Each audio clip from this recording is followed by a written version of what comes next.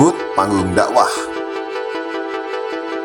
Kalau mau berbesar hati, mereka yang digelari ustadz atau ustazah ataupun mereka yang dicap seorang ulama tak perlu galau terhadap rencana sertifikasi dai oleh Kementerian Agama. Kenapa juga mesti galau, apalagi menolak, kalau memang merasa mumpuni dalam ilmu keagamaan? Hingga saking resahnya, nekat ramai-ramai menolak sertifikasi dai dari Kemenag. Lihat deretan yang menolak dari mulai MUI sampai kelompok PA 212. Kenapa menolak? Jangan-jangan karena banyak ulama MUI yang bukan lulusan pesantren atau tidak mengerti mengaji hingga bacaan Al-Qur'annya yang berantakan. Bagaimana mungkin seorang ulama bisa jadi rujukan dan bisa mengajar kalau membaca apa yang akan diajarkannya saja sulit? Bukannya dengan adanya sertifikasi, marwah ustadz akan kembali lagi ke tempatnya sebagai orang yang layak dijadikan rujukan.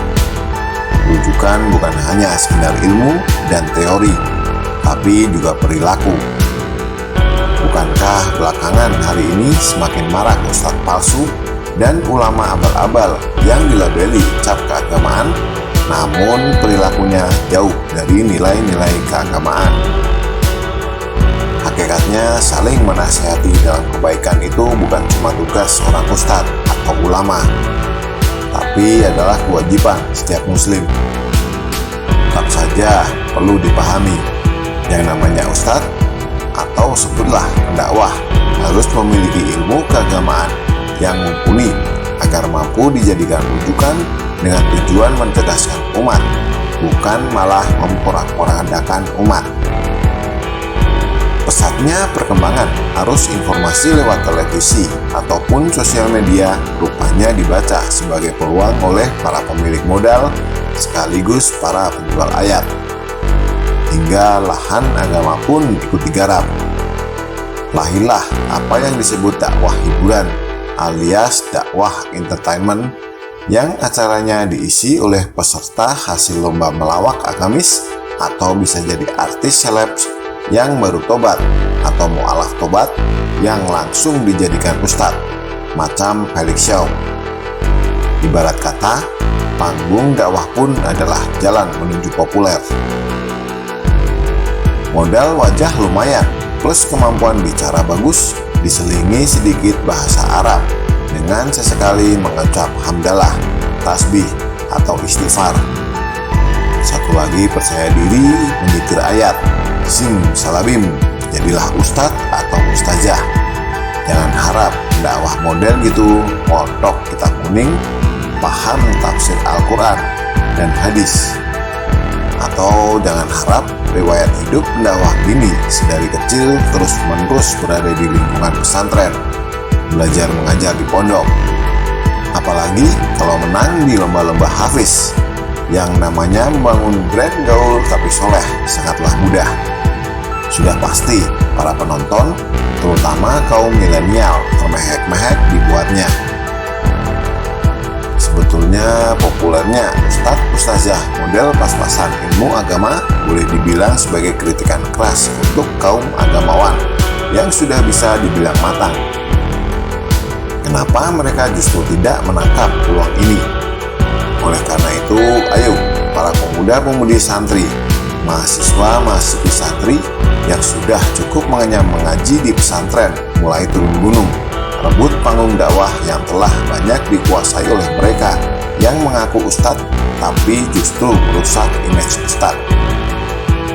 Jadi tak perlu heran jika bila ada masyarakat unyu-unyu yang jatuh terpukau menjadi korban para ustadz seleb atau korban para mu'alaf, hingga memilih dan lebih percaya pada Tengku Wisnu atau Felix Shaw, Neno Warisman atau Pipik Dian Irawati, dan masih banyak lagi para ustadz atau ustazah dadakan lainnya.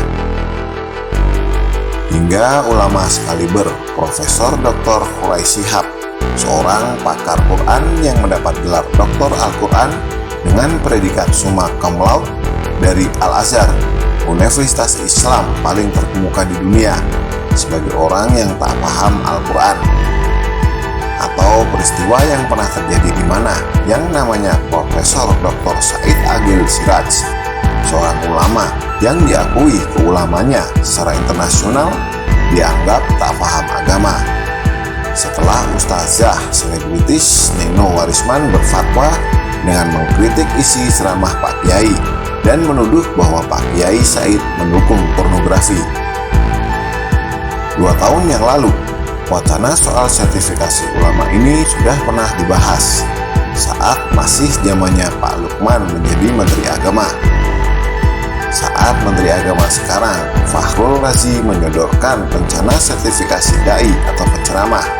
Saya pikir ini merupakan satu langkah maju dari Kemenak.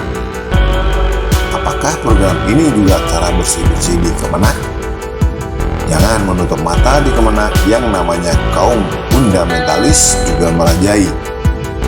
Atau bisa juga karena semakin meresahnya para pengisi panggung dakwah di negara ini. Macam orang jualan syariat Islam, siapapun bisa mengisi acara dakwah, siapapun bisa disulap jadi ustadz, ustazah, siapapun bisa dilabeli ulama. Kalaupun MUI menolak, PKS menolak, PA212 menolak, biarkan saja. Ingat kritikan Gus Dur soal MUI sebagai penyebab munculnya fundamentalis dan radikalisme.